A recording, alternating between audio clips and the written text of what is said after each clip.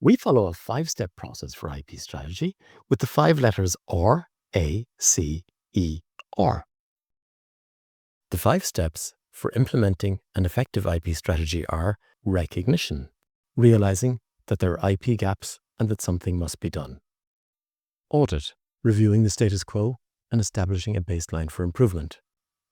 Concrete action plan, identifying the steps to be taken to address intangible gaps. Execution, mitigating IP risks and building intangible value. And review, assessing the effectiveness of the actions against the baseline. The first step is recognition.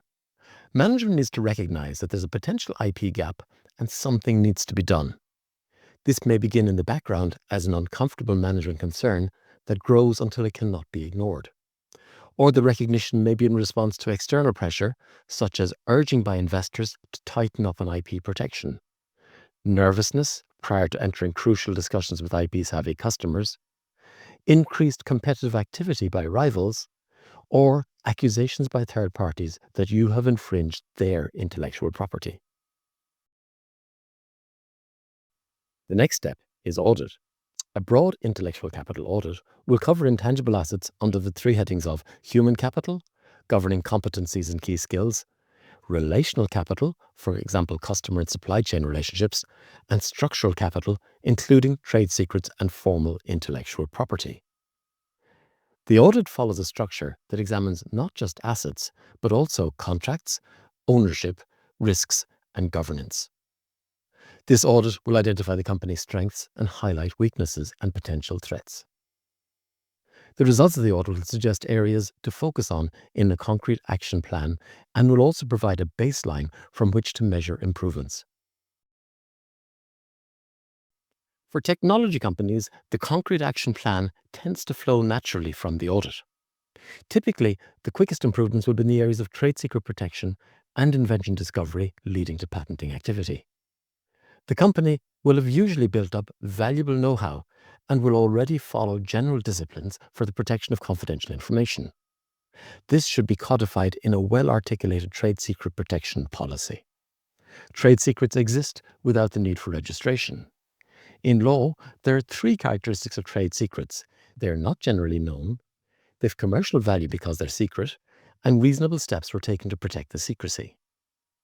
In Europe, for example, to avail of protection under the 2016 European Trade Secrets Directive and other laws, the company will have to maintain evidence of all 3 characteristics of their trade secrets, namely that the secrets are not generally known, are valuable, and that the company took active steps to protect them.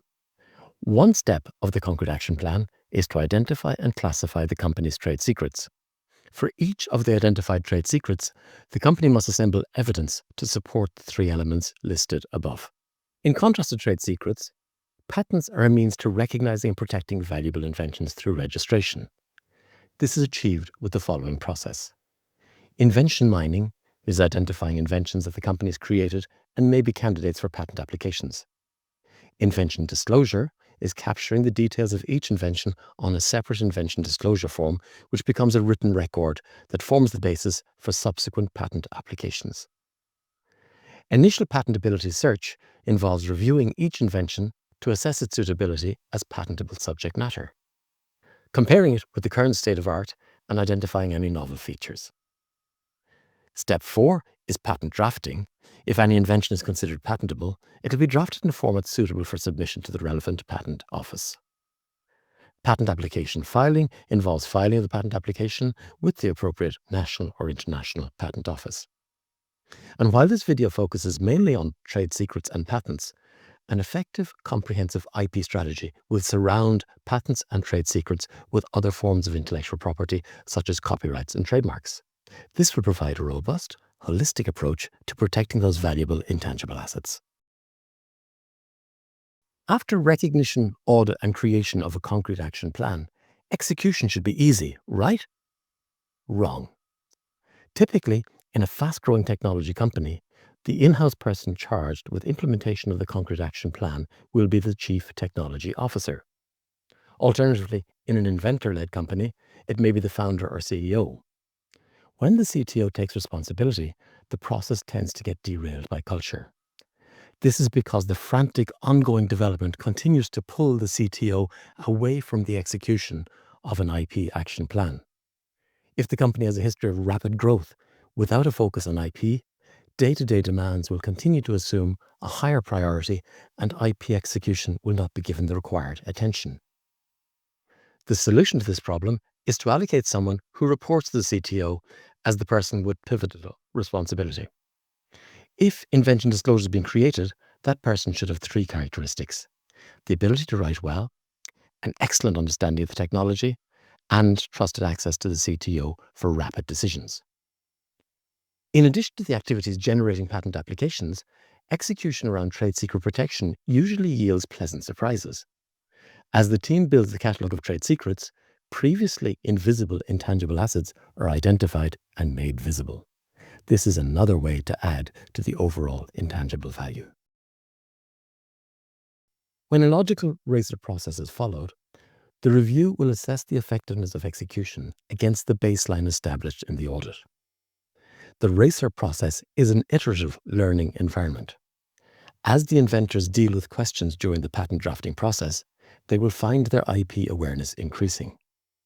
Active participation in this process will enhance the IP sophistication of everybody involved, and this will lead to alertness to further opportunities to reduce IP risks and enhance intangible value. A project to enhance IP strength often starts out as a one-time process, beginning with recognition and ending with review, according to this diagram. In a dynamic, innovative company, this linear process will address the IP gaps that initiated the project. Furthermore, during the process, the team will move up the learning curve in understanding intangible value.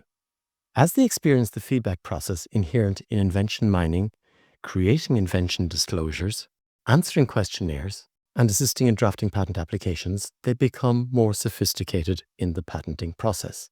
As a result, the quality of subsequent patent applications improves.